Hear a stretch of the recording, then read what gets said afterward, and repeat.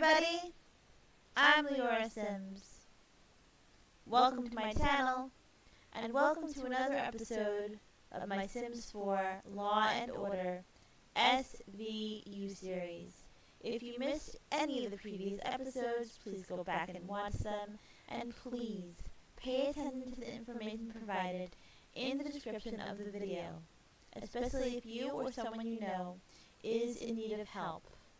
Before I get back into gameplay and storytelling today, I'm going to be talking about being a spokesperson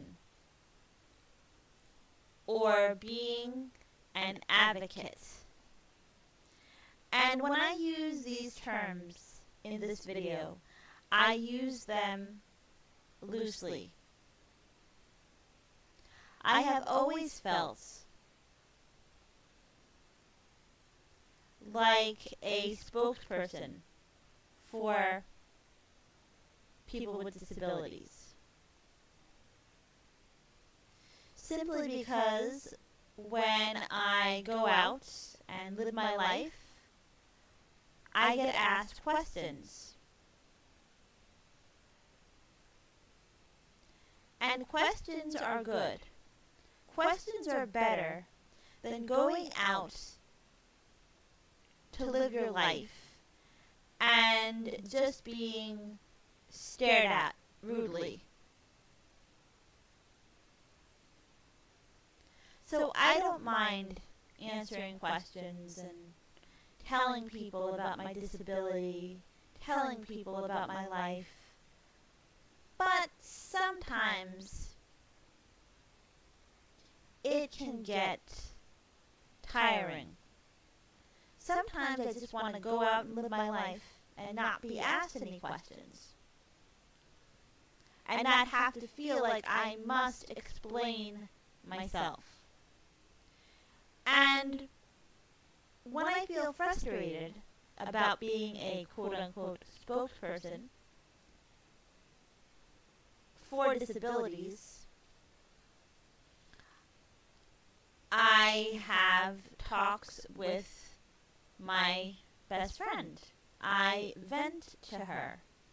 And I just say, sometimes I wish I didn't have to justify myself or explain myself. And recently she said to me, so don't. You don't have to. If you don't want to deal with it, you don't have to deal with it. And sometimes I think that would be nice. But I've explained to her that I have to deal with it most of the time, about 99% of the time, because I want to educate people about my disability so that they are nice to the next person that comes to them with a disability. Maybe they won't stare, maybe they'll act more understanding. So I'm trying to make it easier for the next person. I'm also trying to let them know that I'm a person, and I'm just as good as they are.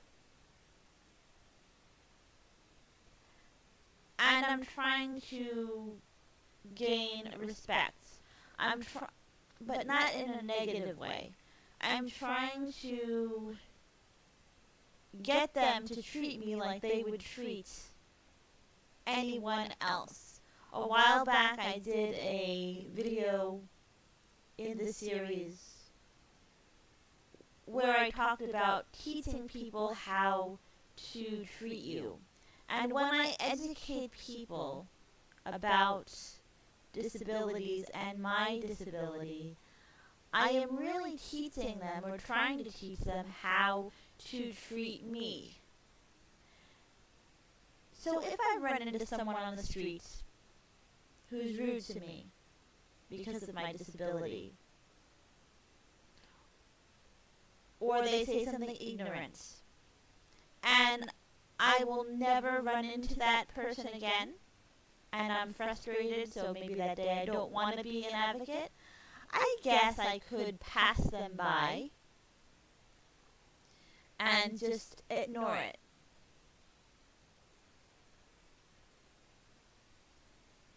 Let's just say that I could do that. Most of the time, it's not someone that you run into once on the street. Most of the time, a person who treats you differently because you have a disability is a person that you're going to run into over and over again, or you're going to run into the same attitude over and over and over again. So I feel that I have to address it for myself. And I feel that I have to address it for other people as well. Because as I said, another person with a disability may be treated better than me because of something that I said or because of something that I did. So I don't really feel that passing by someone and just ignoring it is an option, especially if they ask me a question.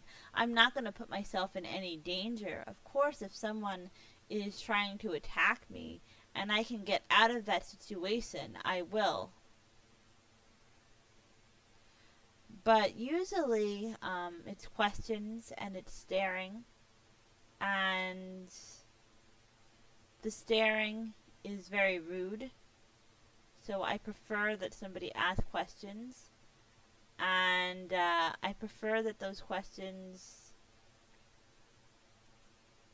be posed to me in a kind way, but sometimes they're not. And last week I talked about how a teacher bullied me, and I believe that she used some of what I told her in order to bully me. She used a specific word on me, which was quadriplegic, which I'm not, but she thought that I was a quadriplegic.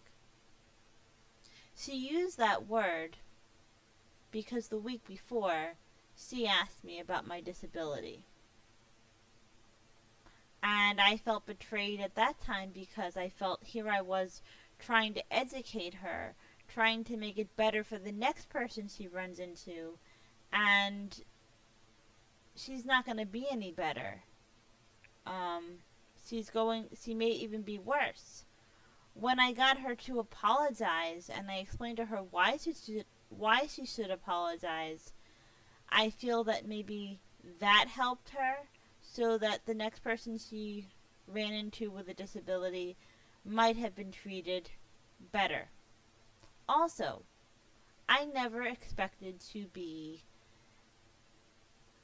an advocate for people in domestic violence situations. It was a cause that I felt was important to me, but it wasn't personal. A lot of times you feel like a spokesperson because you are thrown into a situation and you have to make the best of it.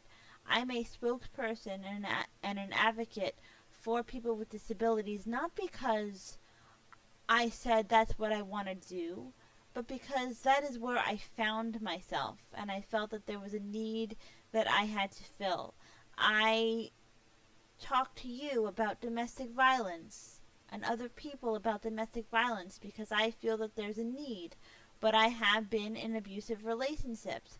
I don't think that I would be talking about abusive situations and self-esteem had I not had that experience.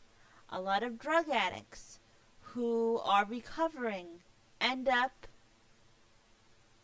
in careers where they counsel other drug addicts. So you take what life gives you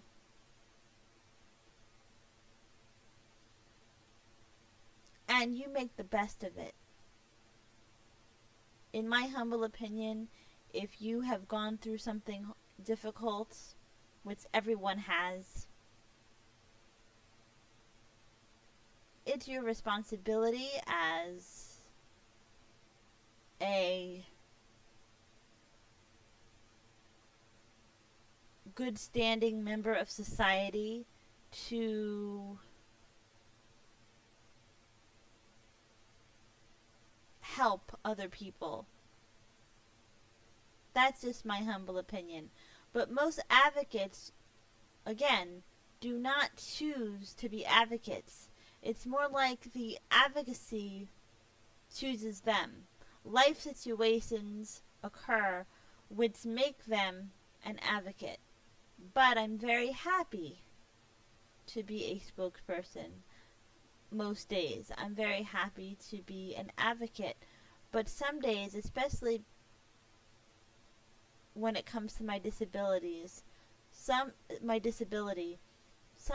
I just don't want to do it. Yes, I have been in a domestic violence situation. I was emotionally abused. But most people, when they look at me, they don't see that. So that's not something that I have to confront every single day. I confront it when I want to confront it. I talk about it when I want to talk about it. But my physical disability is something that is seen by others every day. And people make assumptions about me based on what they see. And you should never, in my humble opinion, make assumptions about a person. You should try to get to know them and not to judge them. And I hope that I help you with these videos, because learning to be an advocate has taught me to have better self-esteem.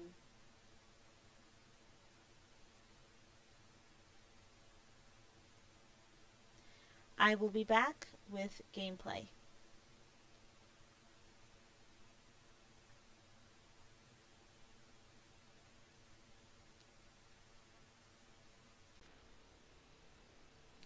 I'm back and I'm controlling Raphael Barba at Olivia Benson's apartment today. Raphael Barba is officially in the law profession because The Sims 4 now has a law profession. And I did play a week off camera, or 5 sim weeks off camera, to get Raphael a law degree. And he is a prosecutor, so I put him on the judge track instead of the defense attorney track. Raphael Barba is someone who has dealt with a lot of adversity in his life, and I feel that dealing with not necessarily adversity, but dealing with very tough situations in life can make one an advocate. And Raphael Barba has always felt that he had to defend himself because he doesn't come from the wealthiest family, but he's really smart, and he always wanted to make a difference, and he's always had this need to prove himself to people.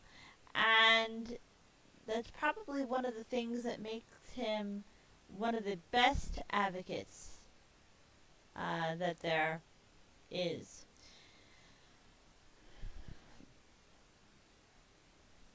He hasn't seen Olivia for a while. Her relationship with Ed Tucker was pretty painful for him because Olivia's his best friend and he's in love with her, and he didn't feel that that Ed Tucker was good enough for her. And in my humble opinion, he definitely was not good enough for her. But I don't think that Raphael would think that anyone is good enough for Olivia. I think he would like to try to be good enough for Olivia. So he is going to just spend some time with her and tell her how nice it is that she has adopted Noah. And he wants to celebrate with her the fact that she has adopted this little boy. And Noah is here.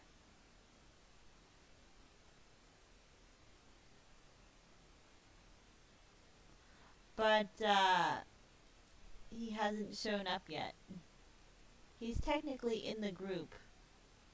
So I don't know if the game is malfunctioning or not. But he should be here.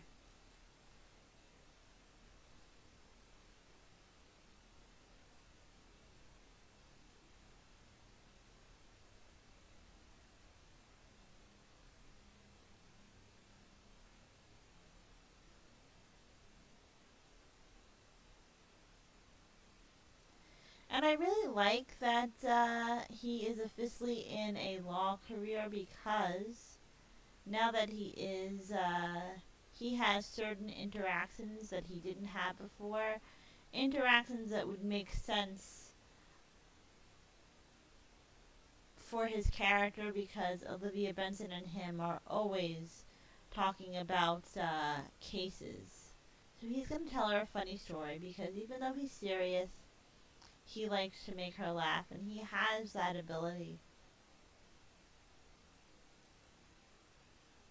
And let's see if I can find one of these new interactions. I just saw one, but I didn't click on it when it was available.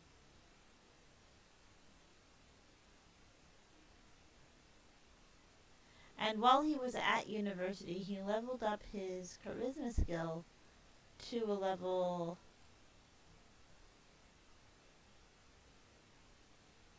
10.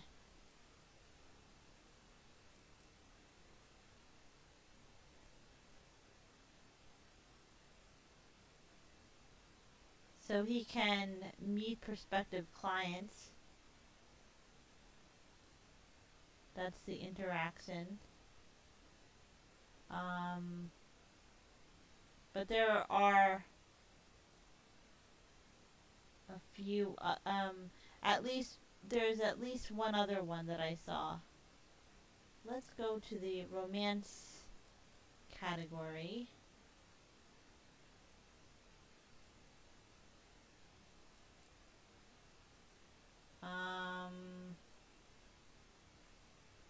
Ask if she broke up with Tucker. That's a good one. Just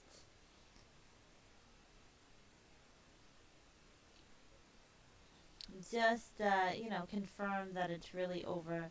And he can chat about lawsuits. So we'll just say that they're chatting about a case that they're both working on.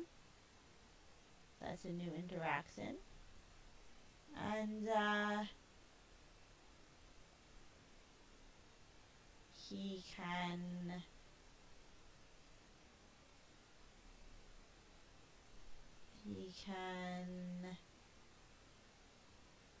talk about cooking, because he's always talking about food or eating food. And then we'll see where we are.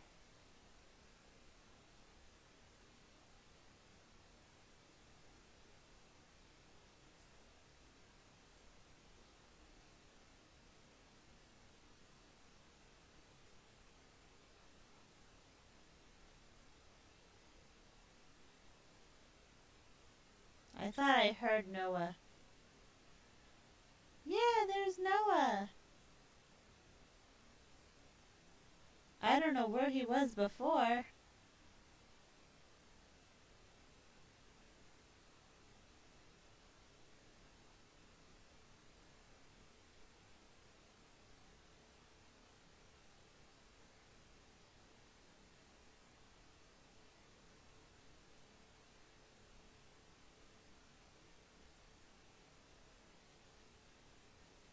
He's in a playful mood, which is perfect, actually, for dealing with Noah.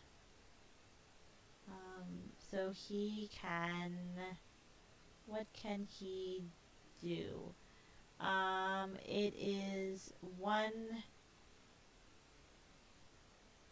It is 1:22 in the afternoon. Noah hasn't had a nap or anything, so I'm gonna have him brighten his day, and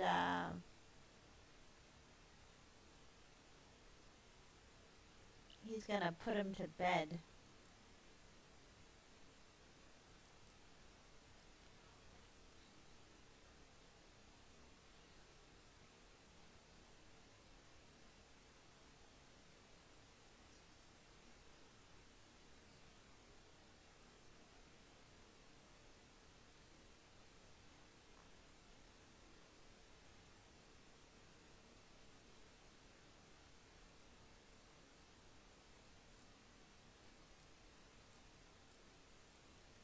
Let's see how cute this is.